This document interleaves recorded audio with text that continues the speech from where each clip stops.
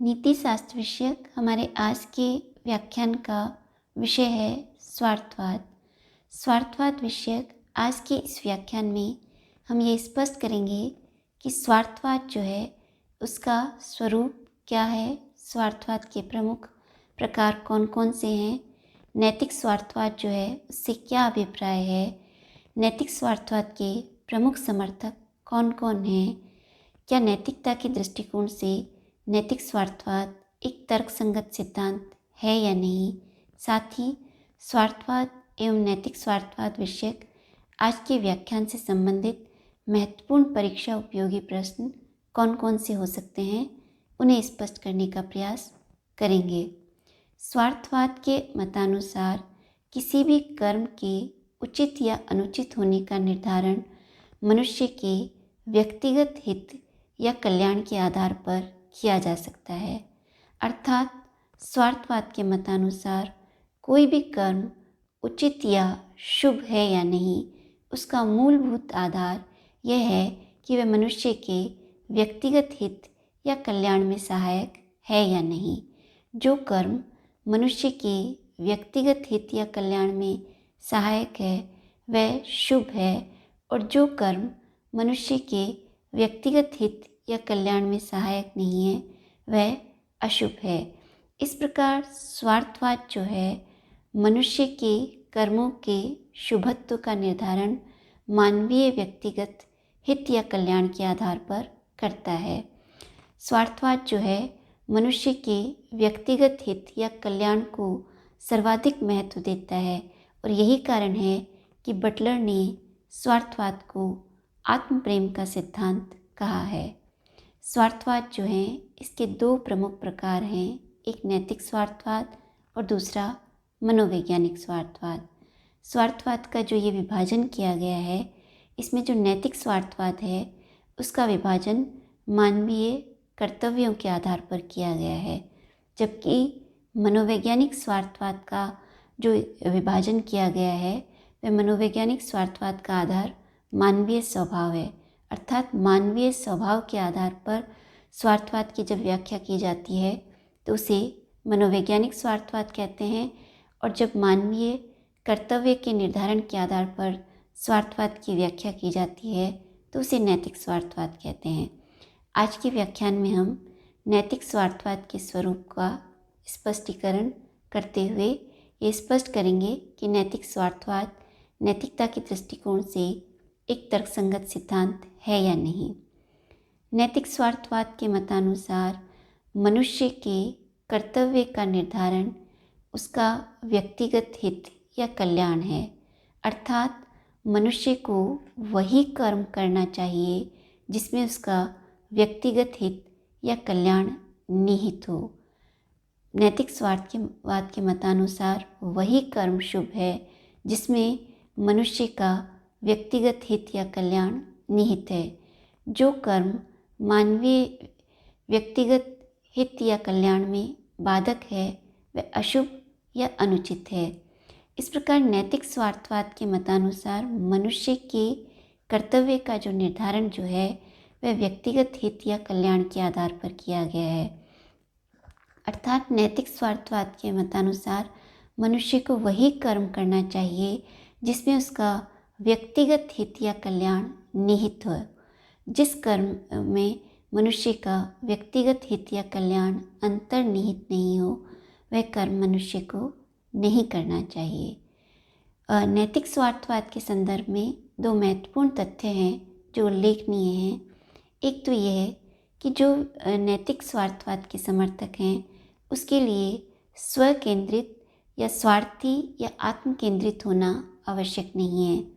दूसरा, जो नैतिक स्वार्थवाद के जो समर्थक है उसके लिए सुखवादी होना भी आवश्यक नहीं है।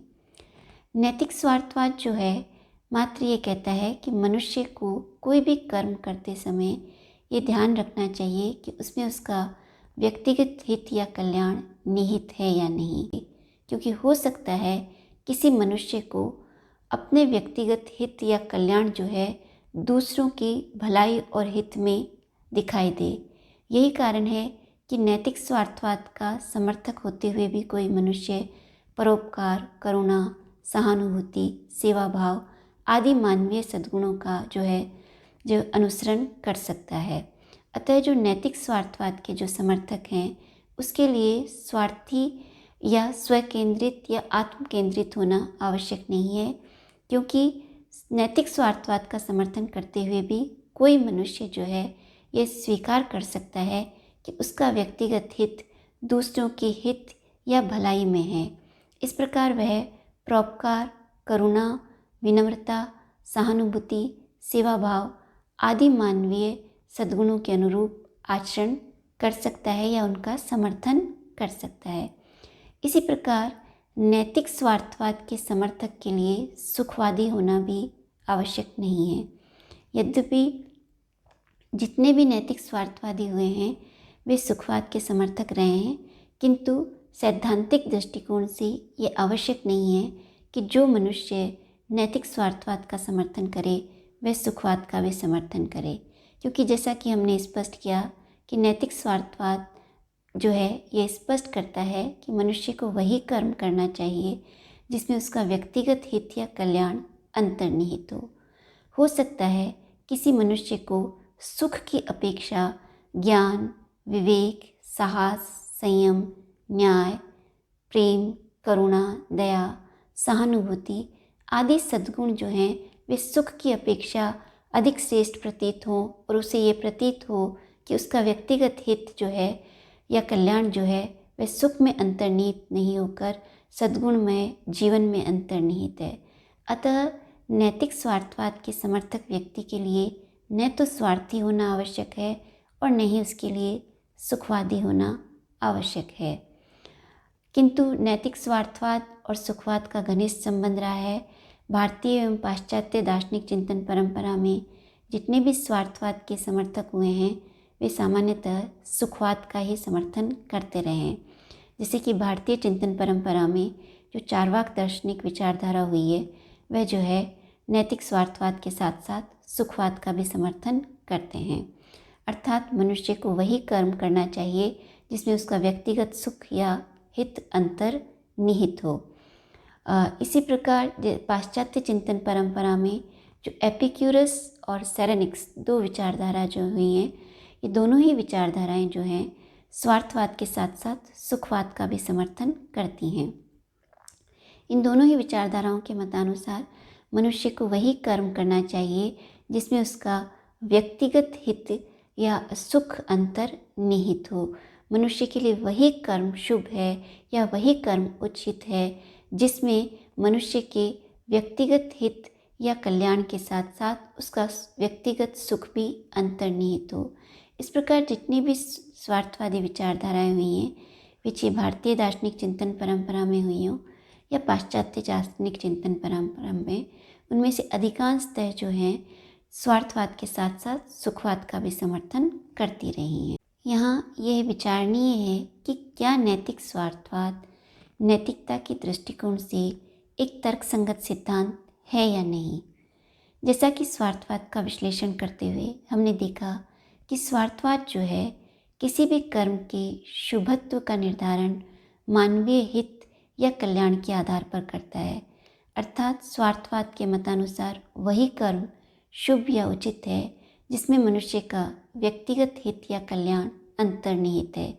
इस प्रकार नैतिक स्वार्थवाद मनुष्य को स्व केंद्रित और आत्म केंद्रित या स्वार्थी बनाता है, जबकि नैतिकता के दृष्टिकोण से किसी भी कर्म के शुभत्व का आधार स्वार्थ नहीं अपितु परोपकार है, क्योंकि नैतिकता के दृष्टिकोण से हम किसी भी कर्म को शुभ और उचित केवल स्वार्थ के आधार पर नहीं कह सकते। ये सत्य है कि प्रत्येक मनुष्य को अपने हित और कल्याण को दृष्टिगत रख के कर्म करना चाहिए, किंतु केवल उसका व्यक्तिगत हित या कल्याण ही उसके समस्त कर्मों का आधार नहीं हो सकता। मनुष्य को कई बार सामाजिक हित के लिए अपने व्यक्तिगत हित या कल्याण का त्याग करना होता है। अतः इस दृष्टिकोण से यदि देखा जाए तो नैतिक स्वार्थवाद नैतिकता के दृष्टिकोण से एक तर्कसंगत सिद्धांत नहीं है, क्योंकि वह मनुष्य को स्वकेंद्रित और आत्म केंद्रित बनाता है और वह मनुष्य को परोपकार आदि के लिए प्रेरित नहीं करता, जबकि नैतिकता जो है सदैव मनुष्य को सामाजिक हित या परोपकार के लिए ही प्रेरित करती है। यही कारण है कि नैतिकता के दृष्टिकोण से स्वार्थवाद जो है एक तर्कसंगत सिद्धांत नहीं है। आज के इस व्याख्यान से संबंधित कुछ महत्वपूर्ण प्रश्न जो हैं वे इस प्रकार हैं। स्वार्थवाद से क्या अभिप्राय है, स्पष्ट कीजिए। स्वार्थवाद के प्रमुख प्रकार कौन से हैं, उन्हें स्पष्ट कीजिए। नैतिक स्वार्थवाद से आप क्या समझते हैं, स्पष्ट कीजिए। नैतिक स्वार्थवाद जो है उसकी आलोचनात्मक व्याख्या कीजिए। क्या मनुष्य के लिए नैतिक स्वार्थवाद का समर्थन करते हुए सुखवादी होना आवश्यक है या नहीं, इस विषय में अपना तर्कसंगत दृष्टिकोण प्रस्तुत कीजिए। क्या नैतिक स्वार्थवादी का स्वार्थी होना आवश्यक है या नहीं, इस विषय में अपना मत स्पष्ट कीजिए। नैतिकता के दृष्टिकोण से स्वार्थवाद की आलोचनात्मक व्याख्या करते हुए ये स्पष्ट कीजिए कि यह नैतिकता के दृष्टिकोण से एक तर्कसंगत सिद्धांत है या नहीं।